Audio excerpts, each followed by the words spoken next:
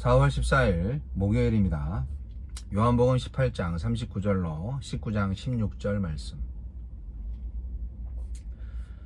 6월절이면 내가 너희에게 한 사람을 놓아주는 전례가 있으니 그러면 너희는 내가 유대인의 왕을 너희에게 놓아주기를 원하느냐 하니 그들이 또 소리질러 이르되 이 사람이 아니라 바라바라 하니 바라바는 강도였더라.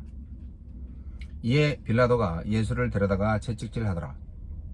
군인들이 가시나무로 관을 엮어 그의 머리에 씌우고 자색 옷을 입히고 앞에 가서 이르되 유대인의 왕이여 평안할지어다 하며 손으로 때리더라. 빌라도가 다시 밖에 나가 말하되 보라 이 사람을 데리고 너희에게 나오나니 이는 내가 그에게서 아무 죄도 찾지 못한 것을 너희로 알게 하려 함이로라 하더라. 이에 예수께서 가시관을 쓰고 자색 옷을 입고 나오시니 빌라도가 그들에게 말하되 보라 이 사람이로다 하매 대제사장들과 아랫사람들이 예수를 보고 소리질러 이르되 십자가에 못 박으소서 십자가에 못 박으소서 하는지라. 빌라도가 이르되 너희가 친히 데려다가 십자가에 못 박으라. 나는 그에게서 죄를 찾지 못하였노라. 유대인들이 대답하되 우리에게 법이 있으니 그 법대로 하면 그가 당연히 죽을 것은 그가 자기를 하나님의 아들이라 함이니이다. 빌라도가 이 말을 듣고 더욱 두려워하여 다시 관정에 들어가서 예수께 말하되 너는 어디로부터냐 하되 예수께서 대답하여 주지 아니하시는지라. 빌라도가 이르되 내게 말하지 아니하느냐? 내가 너를 놓을 권한도 있고 십자가에 못 박을 권한도 있는 줄 알지 못하느냐? 예수께서 대답하시되 위에서 주지 아니하셨더라면 나를 해할 권한이 없었으리니 그러므로 나를 네게 넘겨준 자의 죄는 더 크다 하시니라. 이러함으로 빌라도가 예수를 놓으려고 힘썼으나 유대인들이 소리질러 이르되 이 사람을 놓으면 가이사의 충신이 아니니이다. 무릇 자기를 왕이라 하는 자는 가이사를 반역하는 것이니이다. 빌라도가 이 말을 듣고 예수를 끌고 나가서 돌을 깐 들 히브리 말로 가바다에 있는 재판석에 앉아있더라. 이날은 6월절의 준비일이요 때는 제6시라. 빌라도가 유대인들에게 이르되 보라 너희 왕이로다. 그들이 소리 지르되 없이 하소서 그를 십자가에 못 박게 하소서. 빌라도가 이르되 내가 너희 왕을 십자가에 못 박으랴? 대제사장들이 대답하되 가이사 외에는 우리에게 왕이 없나이다 하니 이에 예수를 십자가에 못 박도록 그들에게 넘겨주니라. 불의한 종교, 불의한 정치. 빌라도는 예수님께 죄가 없음을 알고 방면하려 했지만 유대인들의 격렬한 반대로 예수님을 십자가에 못 박도록 넘겨줍니다. 이날은 6월절 어린 양을 잡는 준비일입니다. 예수님은 어떤 분입니까? 제 아무리 막강한 정치 권력도 하느님 아래에 있다는 것과 의롭고 경건한 채 하는 종교라도 세속의 정치 권력보다 악해질 수 있다는 것을 말씀해 주셨습니다. 이는 세속 권력에 겁먹지 말라는 격려이자 허울뿐인 종교로 전락하지 말라는 경고입니다. 우리에게 주시는 교훈은 무엇입니까? 단호하고 적극적으로 진실과 정의를 선택하지 않으면 거짓과 불의의 늪에서 벗어날 수 없습니다. 빌라도는 예수님께 죄가 없다는 것을 알면서도 바로 방면하지 않고 유대인들과 타협을 시도하였습니다. 예수님께 유죄 판결을 내리되 6월절 특사로 석방하자고 제안했고 그것이 통하지 않자 예수님을 때리고 조롱함으로써 유대인들의 분노를 잠재우려 했으며 예수님을 놓으려고 애썼다고 하지만 자기에게 손해가 되지 않는 범위 내에서만 그리했습니다. 결국 그는 정의를 저버리고 죄가 없는 예수님을 십자가에 못 박도록 넘겨주었습니다. 교회가 하느님과 이웃을 향한 사랑을 놓친 채 기득권에 집착하면 기괴해집니다. 예수님을 죽이라는 유대인들의 도끼 어린 광기를 보십시오. 그들은 예수님 대신 강도를 놓아달라고 함으로써 자기들이 강도와 같은 자임을 부지중에 드러냈으며 빌라도를 압박하기 위해 가이사에게 충성을 맹세함으로써 자기들이 하느님의 백성이 아님을 자인했습니다. 자기의 탐욕, 무자비, 폭력으로 충만한 종교는 하나님이 아닌 마귀의 것입니다. 하나님을 떠난 종교, 하나님이 없는 국가는 인류에게 구원을 가져다 줄 수 없습니다. 유대교는 하나님 대신 가이사에게 충성을 선언함으로써 부패한 종교임이 드러났고 로마 제국은 선인을 보호하고 악인을 벌해야 할 책임을 져버림으로써 불의한 입가임이 판명되었습니다. 세상에는 새로운 나라, 새로운 종교가 필요합니다. 6월절 어린 양으로서 십자가를 지신 예수님을 왕으로 모신 우리가 바로 새로운 나라, 새로운 대한 공동체입니다. 실패한 유대교와 로마 제국의 전철을 밟지 말고 거룩하고 신실하며 정의로운 공동체를 이룹시다. 주여, 예수님을 십자가에 못 박는 사람처럼 살지 말고 십자가에 달린 주님처럼 살게 하소서.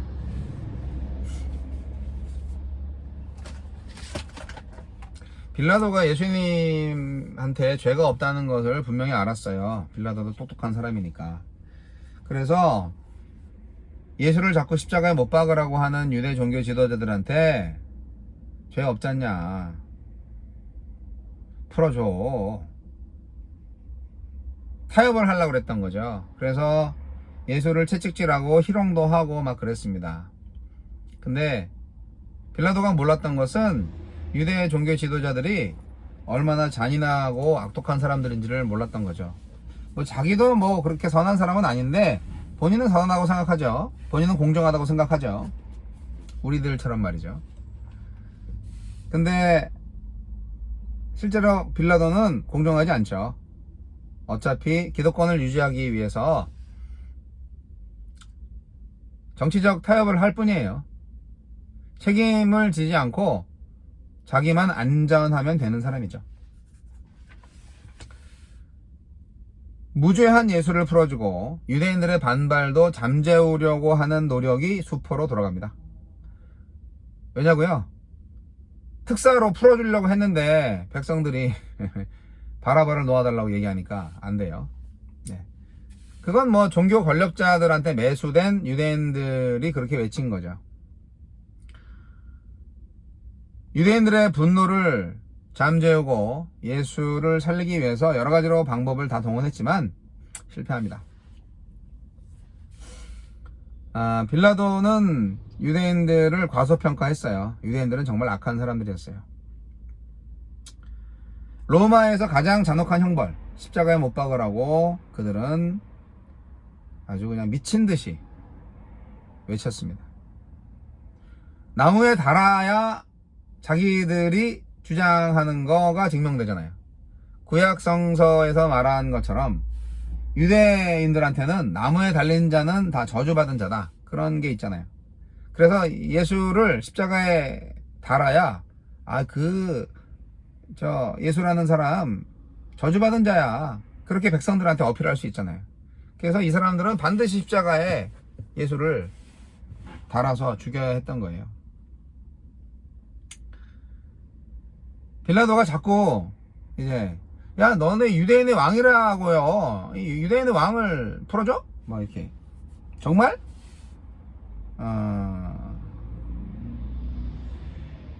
재밌는 것은 예수가 자칭 신의 아들이라고 했다라는 말을 듣고 빌라도가 두려워했다는 장면이 저는 굉장히 재밌습니다. 그러니까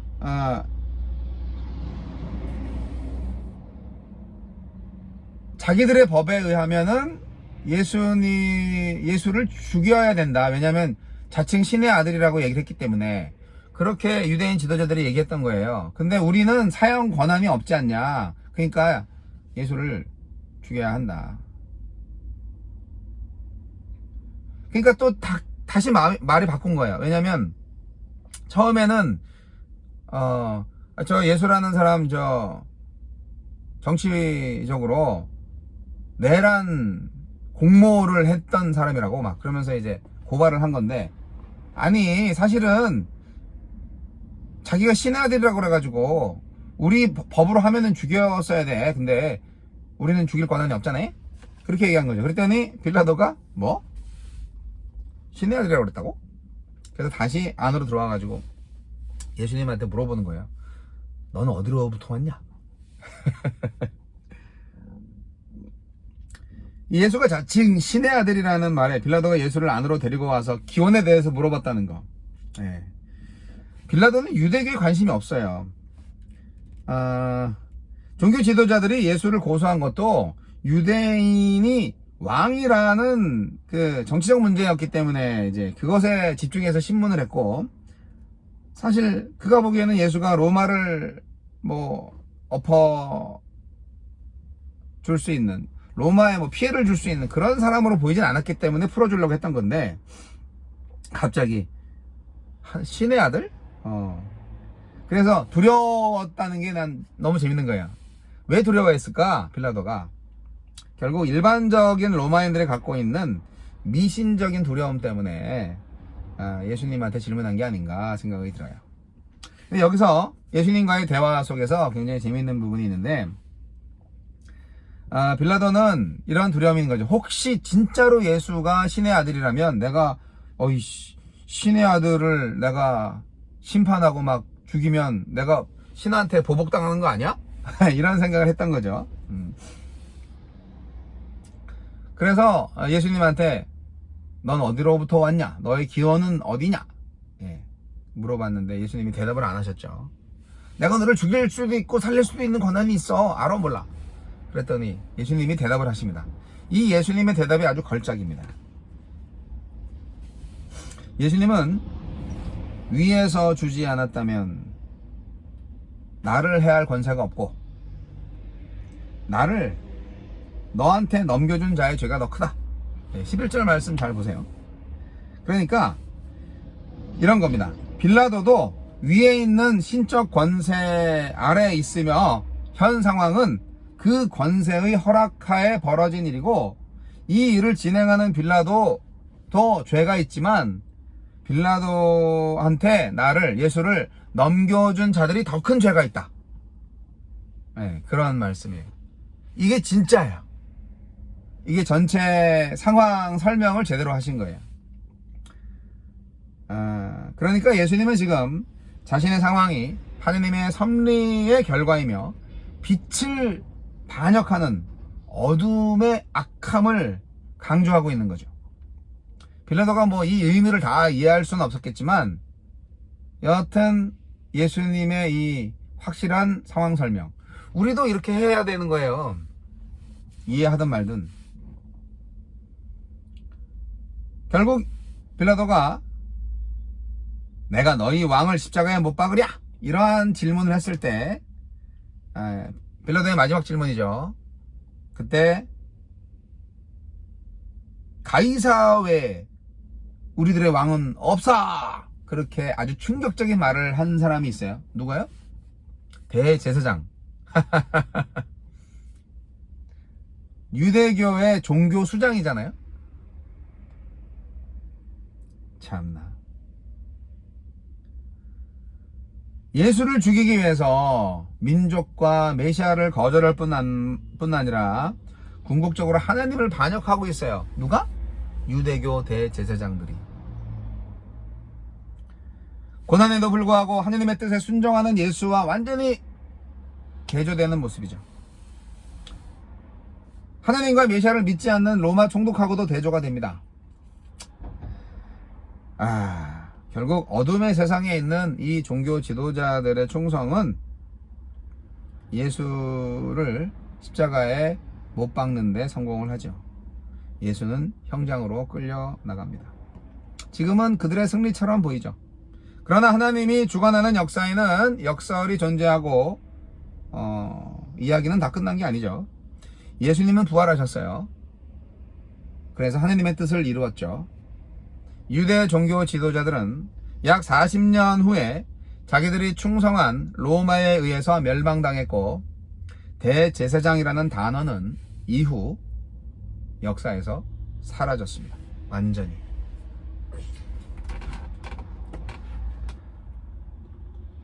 주저하는 빌라도한테 예수를 풀어줘야 되는데 꼭 죽여야 되겠어? 그렇게 말을 하는데, 그 빌라도한테 유대인들이 가이사한테 반역한 예수를 풀어주면 가이사의 충신이 되는 것을 포기한 거예요.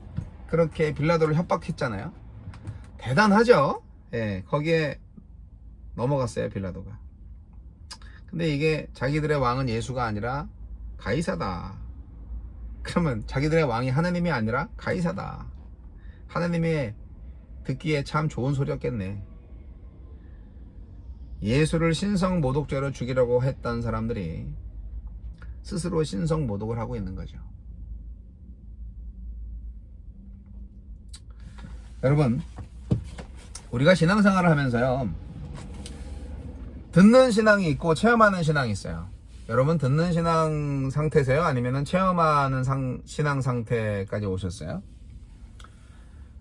체험도 하셔야 되고요. 그리고 그 다음 더 성숙해지면은 예수를 증거하는 신앙으로 이제 성숙하셔야 됩니다.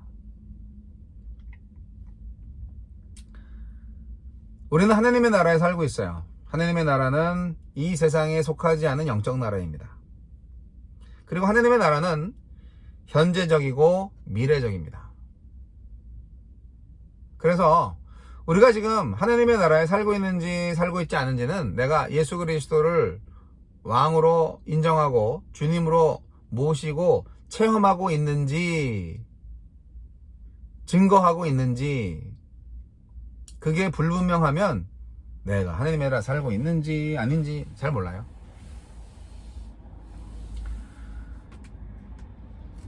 하나님의 나라가 너희 안에 있다. 예수님이 제자들한테 가르쳐 주시고 또 뭐 바리새인들한테도 이제 설명하고 있던 이런 부분이 있었는데, 하나님의 나라의 지역과 장소 그리고 시간, 이런 거는 이 세상의 장소와 시간으로 판단할 수가 없습니다. 교회가 하나님의 나라인데 하나님의 나라가 될 수도 있고 안 될 수도 있어요. 장소와 시간을 초월합니다.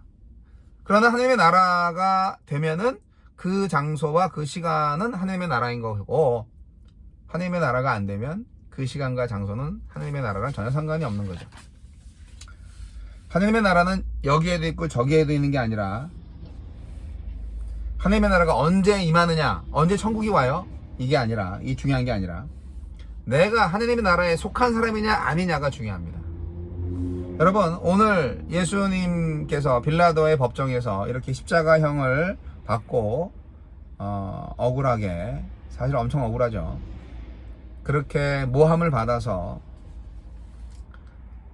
그렇게 되어가는 모습을 볼 때 이 법정 안에서 내가 누구였겠는가 생각을 해보셔야 됩니다.